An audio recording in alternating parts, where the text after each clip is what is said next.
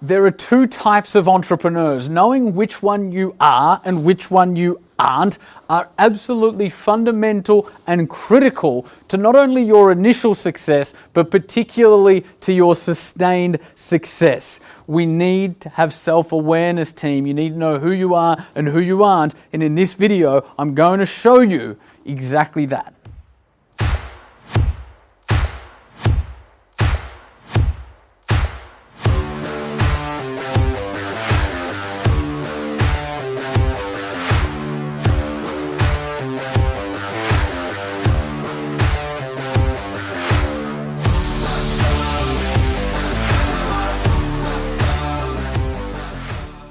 As the founder CEO of a high growth business, it's critically important that you have a high degree of self-awareness, understanding who you are, what kind of entrepreneur you are, what kind of strengths you have, when those strengths goes too far and become a weakness, what kind of weaknesses you have, and how can you best hire your weaknesses, or at the very least be aware of them so you can mitigate and manage them. This topic is critical for any entrepreneur who is rising to the top of their game and wants to be an effective founder and CEO. Huge shout out to Gino Wickman for the models that we're going to be talking about in today's video. So essentially, team, there are two kinds of entrepreneurs. The first kind of entrepreneur is called a visionary entrepreneur. And this is typically about 80% of entrepreneurs.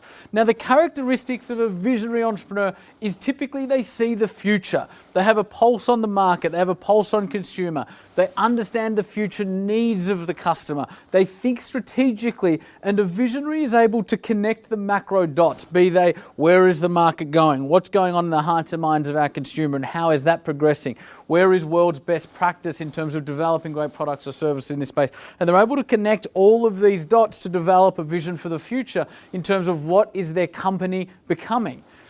They're good at generating ideas. Visionaries have a lot of ideas. Many are not good. Some are okay, but a few are brilliant, right? Generally speaking, the visionary is creative. They tend to communicate visually, either with arms, like I do a lot of the time, or with whiteboards or with slides. But generally, visionaries think in a visual way and will therefore communicate visually a lot of the time. They see the big picture. So visionaries love big problems, big ideas. They get bored and less effective when pulled into the details. And so they hold and reiterate the vision. They go where big picture thinking is necessary.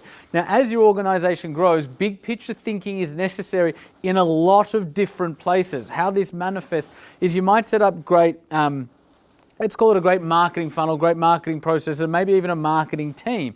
And that marketing team will be really effective and really efficient, maybe for 6, 12, 24 months. However, you get to a point where the market has changed and the marketing performance is going down. Often the visionary needs to come into that department, break the structure that exists to build a fresh strategy. That's often what the visionary does. They go where big picture thinking is necessary and where alchemy is needing to occur. What visionaries aren't. Visionaries aren't focused, right? They get bored easily. They can be very energized in one direction for up to 90 days, and 90 days is generous.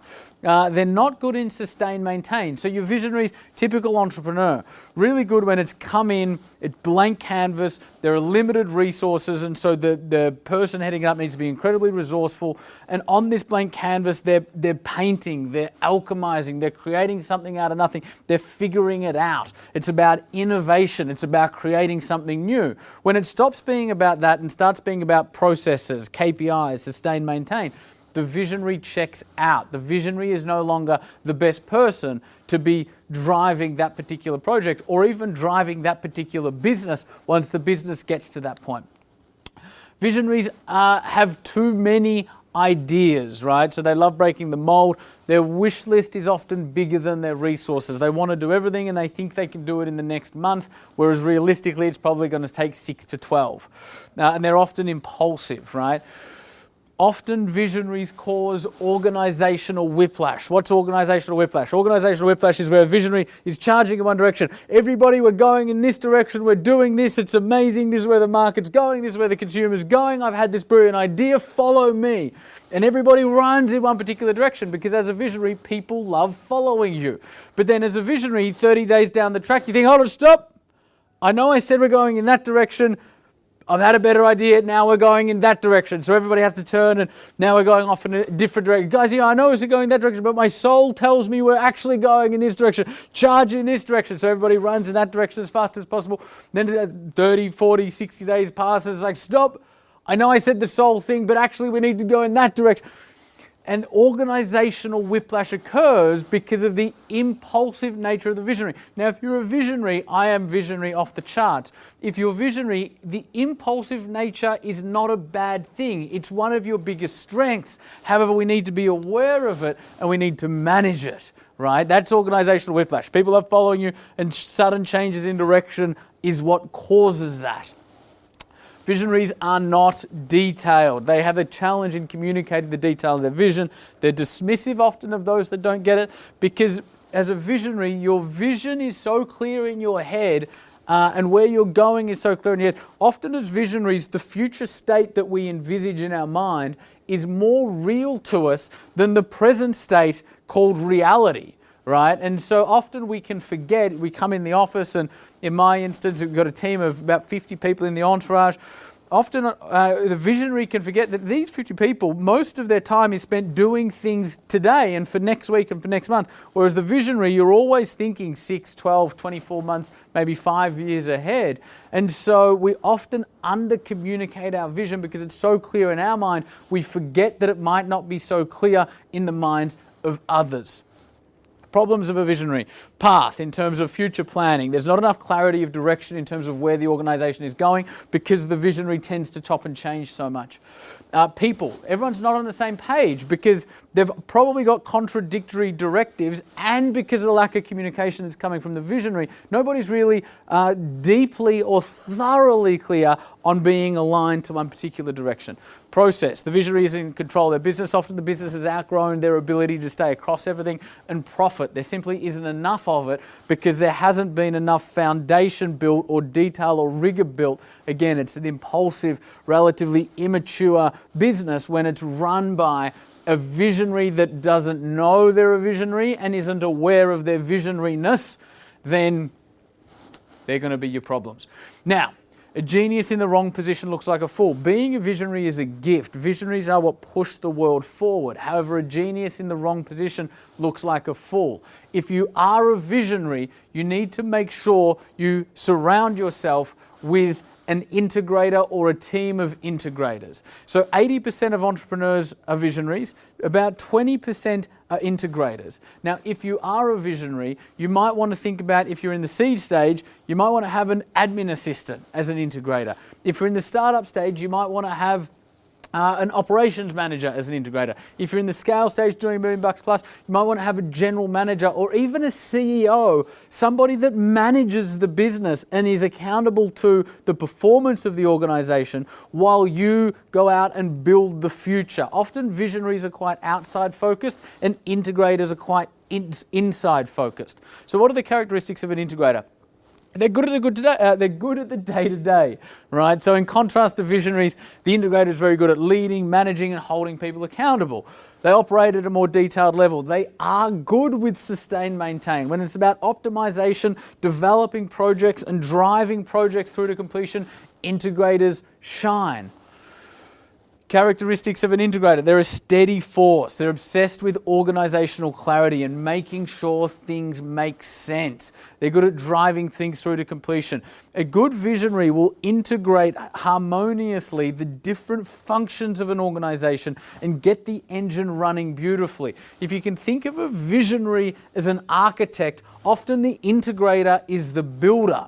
Right? A visionary without a good integrator or a visionary without a good team of integrators can often have a lot of great dreams that sound good, but there's often a problem with execution. A great integrator is a great executor. Characteristics of an integrator, the voice of reason. So they filter the visionary's ideas, ensuring cohesion and cohesion and direction from the leadership team down. Meaning, that whiplash that we spoke about earlier with visionaries, you want to have an integrator that anchors you.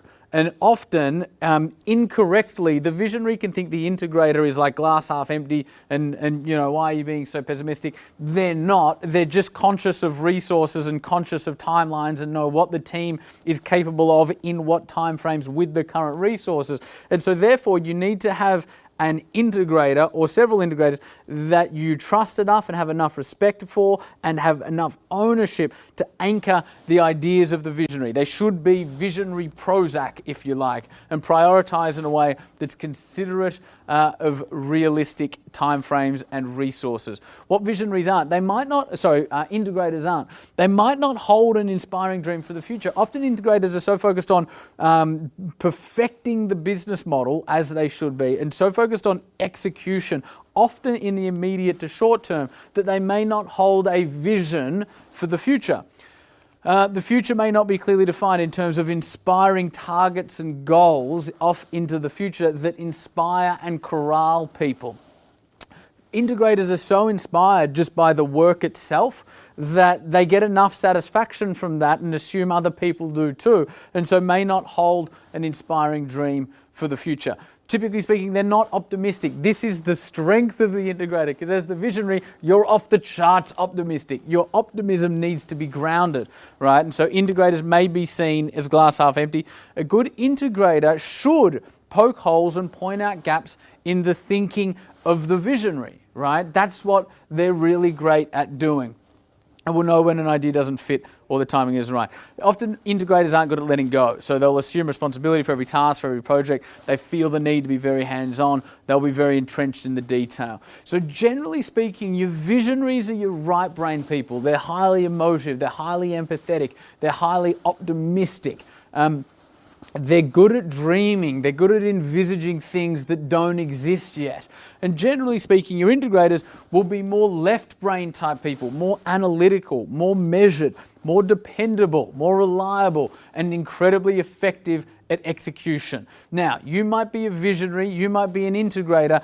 One is not better than the other. It's not about good, bad, better, worse, none of that. It's about knowing who you are so you can firstly amplify your strengths, manage your weaknesses, and surround yourself with people who cover your weaknesses. So what kind of entrepreneur are you? Are you a visionary? Are you an integrator? Or are you a combination of both? Again, if you're a visionary, harness your visionariness. And if you're in the seed stage, get an integrator that's an admin assistant. If you're startup stage, get an integrator that's an ops manager.